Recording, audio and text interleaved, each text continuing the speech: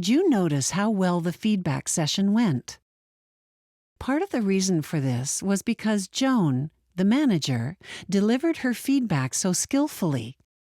But Amisi also played an important role. Notice that Amisi and Joan had already developed a trusting professional relationship before the feedback session took place. This made the process more relaxed and positive. Let's take a look at the ways in which she received her employer's feedback effectively. But do you feel comfortable dealing with Megan?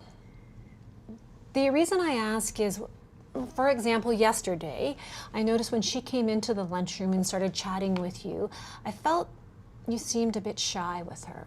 Am I totally off on this? No, it is a little strange with Megan.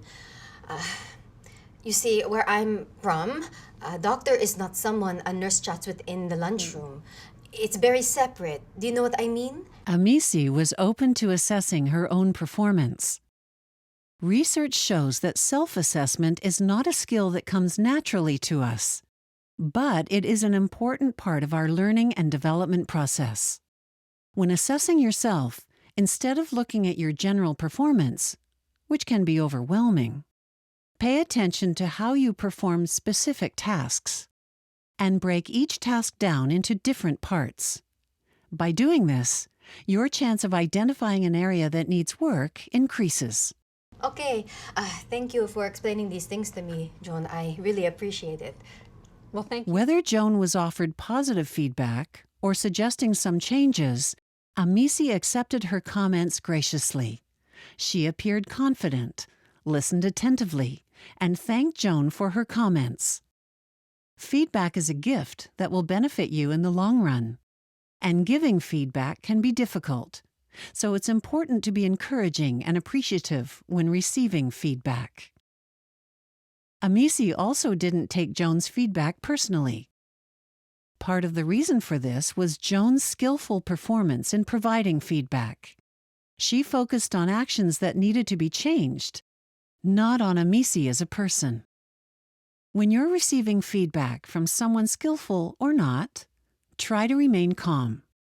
If you feel upset, give yourself an opportunity to think about the feedback objectively before responding. Thank you, Joan. This was very helpful. But would you mind listening to what I will say to explain? Oh, sure, of course, I'd love to. Great. During the session, Amisi asked for Joan's opinion. By taking a proactive approach, she made the most of the situation, learning as much as possible and demonstrating that she was open to feedback. It would also have been appropriate for Amisi to ask Joan for a feedback session had she not suggested it. May I ask you one more thing, Joan? What would you like me to do next? Should I speak with Megan and Gord? Well, I've done that already, so you don't need to do that, but could you follow? Amisi listened effectively. She clarified any issues that appeared vague and summarized Joan's main concerns. Then she worked with Joan on an action plan to deal with the issues that came up. Notice that her action plan followed the SMART framework: specific, measurable, achievable, relevant, and time-bound. Never be afraid to ask for feedback. Even if it isn't skillfully delivered, it will always help you in the end. It is always an opportunity to practice your skills in receiving feedback.